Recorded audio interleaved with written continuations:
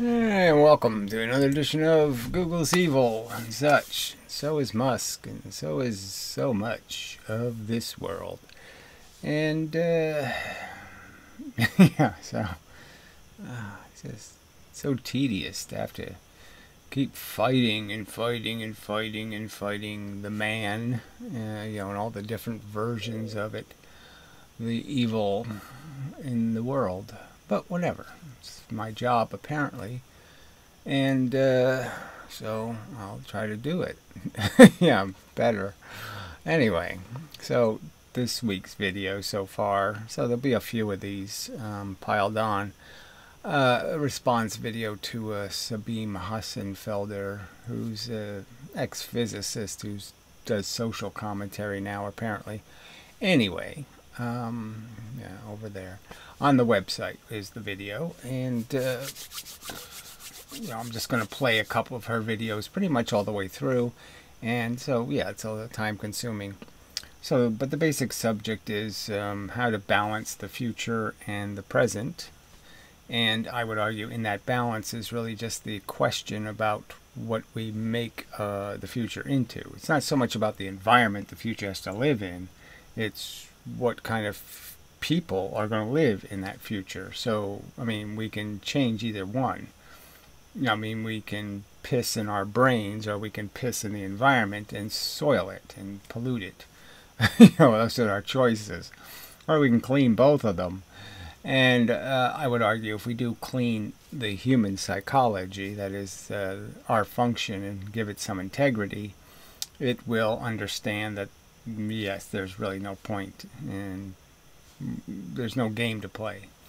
They're all corrupt, and they all are dependent on creating needs that don't need to exist, and that's a problem.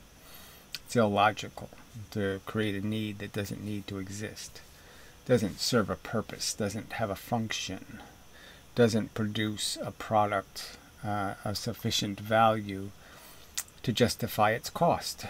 It's pretty simple equation. So if we make efficient humans, we don't need a clean environment. Don't need any environment at all, because they'll be efficient enough to say, I won't make any more. Basically. So I'll play through some of this video, and so they call it long-termism. It's a Musky kind of, one of Muskie's, stolen ideas, because he doesn't have any ideas of his own. He just...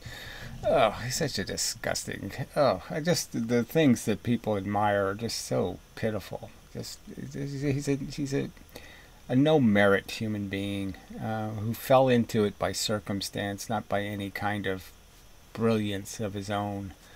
It's just... Yuck. Yuck. Anyway. Yeah, so that's enough of an introduction, I guess. So leave us begin. I have to press a button somewhere. Probably here. Tell me that part.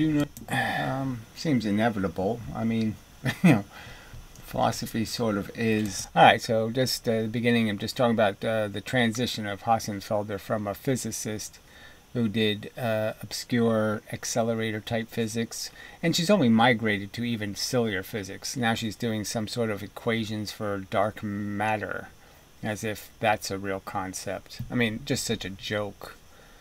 She writes a book called Lost in Math, and now she might as well just write the book Lost in Bullshit, because it's just, it's just a fairy tale. Lost in fairy tales.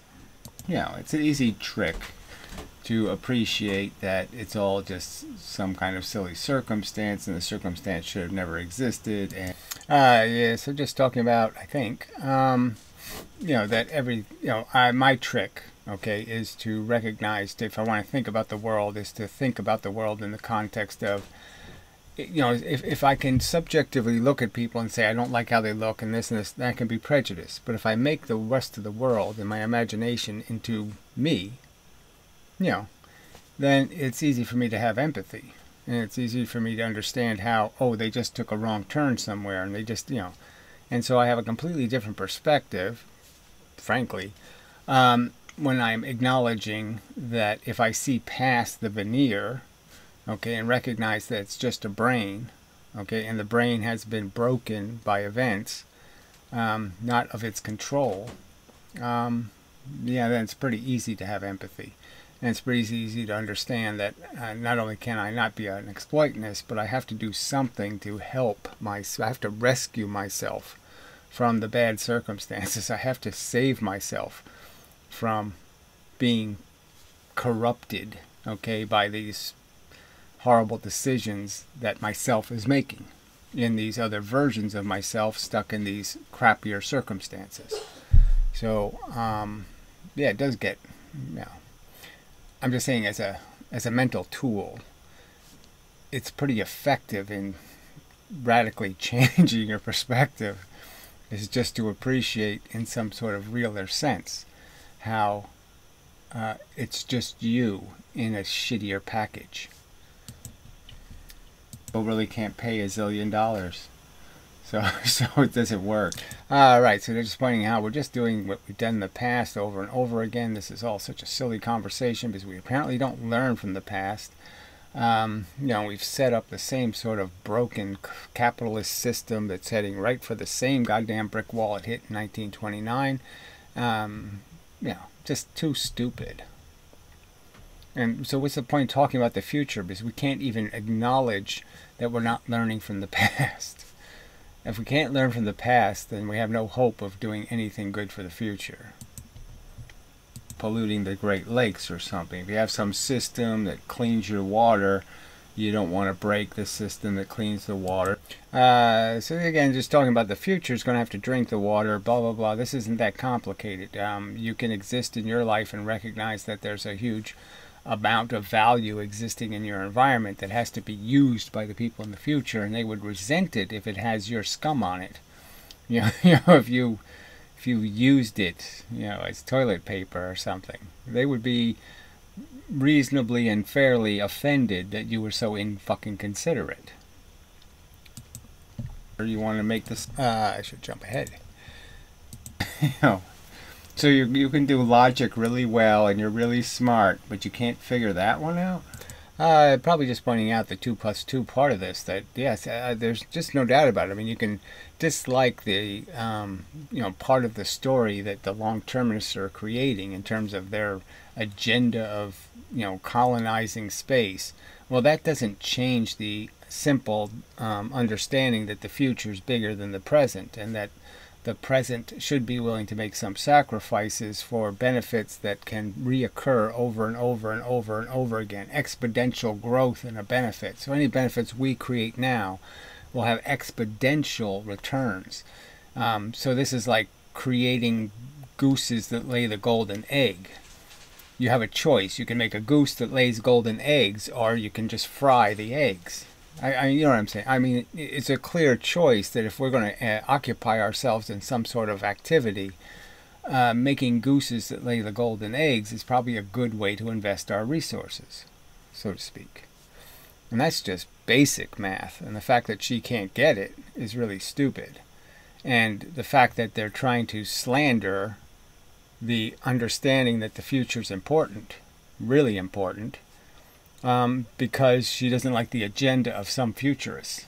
Because some futurists want to fly cars to Mars, okay, that's those morons. That's not the subject of the future being bigger than the present. The two subjects are different. Whether we should fly cars to Mars is a different subject than whether the future is bigger than the present. I mean, really. So she's just slandering the subject, essentially. And it's really stupid. It's just going to do all the rackets. But I just mean, you can do this direct video thing. Why would anybody actually... Okay, so I'm just making fun of Musk as, you know, obviously he's not much of a futurist, because the future really won't need high-speed transport, because nobody will ever need to get anywhere fast. Because right now we don't need to get anywhere fast. So unless your mother's dying and you need to be there, but even that you don't have to do actually being there anymore, right? Because you could just have a machine that has an iPad on it, right? And you can have your image, and you could have a rubber glove that sticks out, and you could virtually pet your mother's head, say, "There, mommy." You were great, Mom.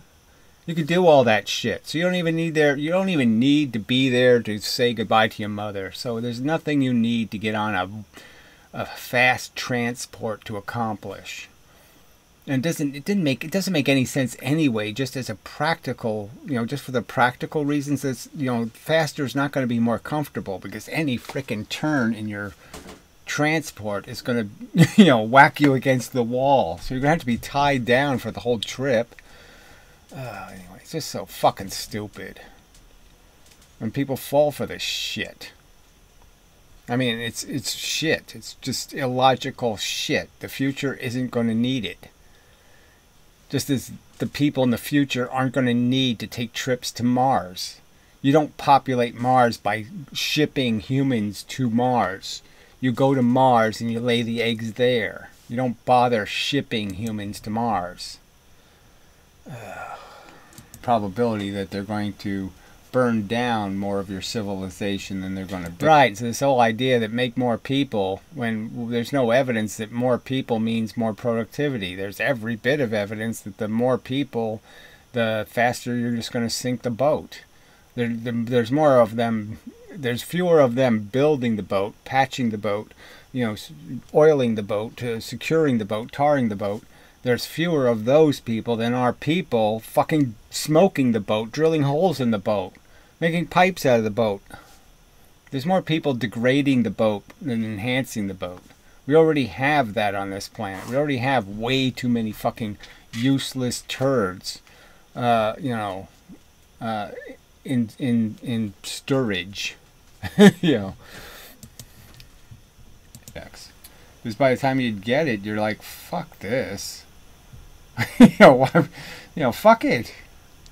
What am I going to go do? Yes, I'll go put my folding chair on a pier and go fishing. Okay, yeah, all right. So I was talking about how getting old sucks, and, the system we have now is crap.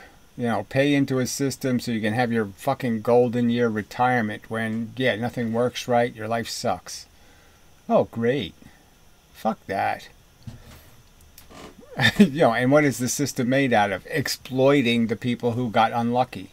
We just steal the money from the unlucky ones who died before 65. We just steal all their money.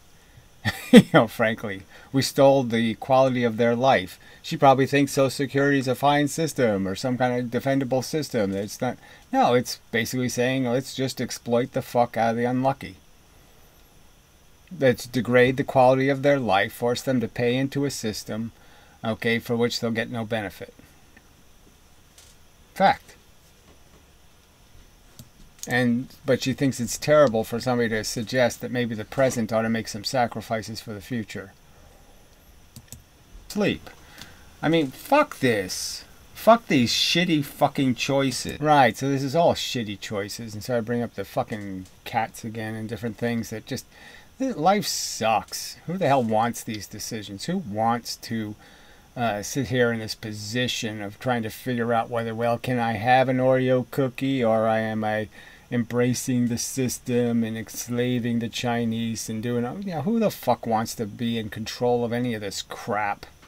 Who wants the job of cleaning it up? Who wants the job of making it worse? I don't want any part of this shit. Leave me out of it. All right? Stop breeding me into existence, please. I don't want the job of calling you an asshole over and over again. That prospect that we won't go into some sort of really pathetic decline where nothing intelligent will survive.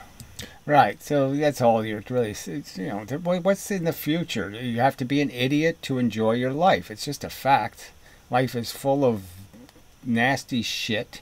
You have to be a glib fuck shithead to sit there and really enjoy any of it. Because the fact is, you'll find out too soon, too early, that too high a price is being paid for it. And you can certainly just look into the history and say, millions of years of tortured animals for this? For this? So I can play Tomb Raider? And have a little adventure? You tortured millions and billions and trillions of sentient creatures so I can do this?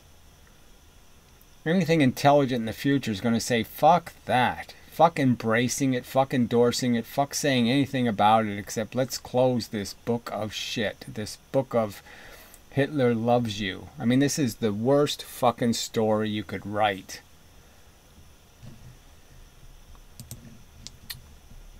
Long-termists don't really care about famines or floods because those... So it's not really fair to the argument to say they don't care, but again, these are decisions, who wants them? But the fact is that if I'm going to give you the, whatever, the trolley conundrum, there's a real question, okay? And so you want to pretend there's no answer. No, you have a real choice. You either save the 7 people or you kill the, or you let the 1 person live and you sacrifice the 7. I mean, there's no other, there's still a fact. The fact is you either do something or you don't do anything. And the fact is you've made a choice. And the fact is your decision has a consequence, an outcome. That's the truth of it. And she's just pretending it's not a truth. So it's not, you don't have to sit there and say, I don't care about the fat guy, but, you know, you could just make the logic that, well, what choice do I fucking have? The 7 fat guys I'll save are the 1 fat guy on the bridge. Which fat guy wins? And the fact is, if you do logic correctly, you have to concede that, well, if that's all, I have a choice. I can dip 1 person in boiling oil, or I can dip 7 people in boiling oil. That's my choice. Okay, well, if that's all my choice is, there's no other context. There's just the choice of 1 gets boiled or 7 gets boiled, and I have to press the button. 1 button or the other button. I have to press it.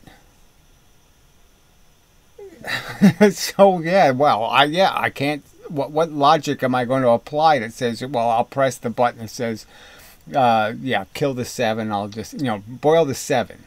I'll save the 1. There's no logic that can defend it.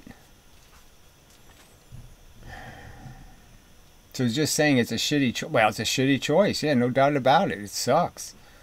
You're the one defending a world where we have to make these decisions. I'm not defending it. You are.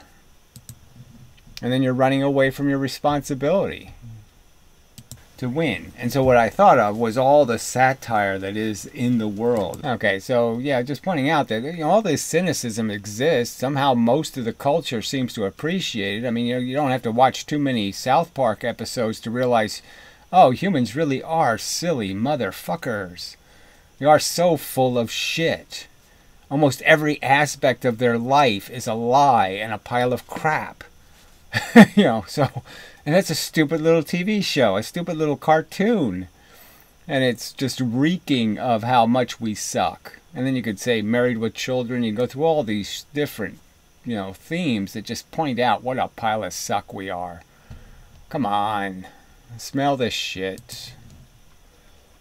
So yes, if you can prevent 1 billion people from dying in a Holocaust in the future by holocausting 50 million now, the fact is those are real. Yeah, so the fact is it's a real outcome, a real thing happens, a real, you know, and there's just no denying that you can't be called anything but an asshole if you sit there and willfully say, well, these ones that are going to happen tomorrow are, you know, let's say it's going to happen on Tuesday. So the 50 million that happen on Tuesday are somehow more important than the 50 billion on Friday.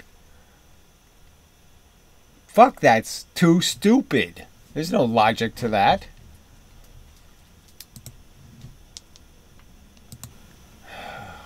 which is also located in Oxford. Certainly complete coincidence. Another person... Well, that's not me talking, is it? Yeah, how unusual. Somebody else is talking in my video? How dare they?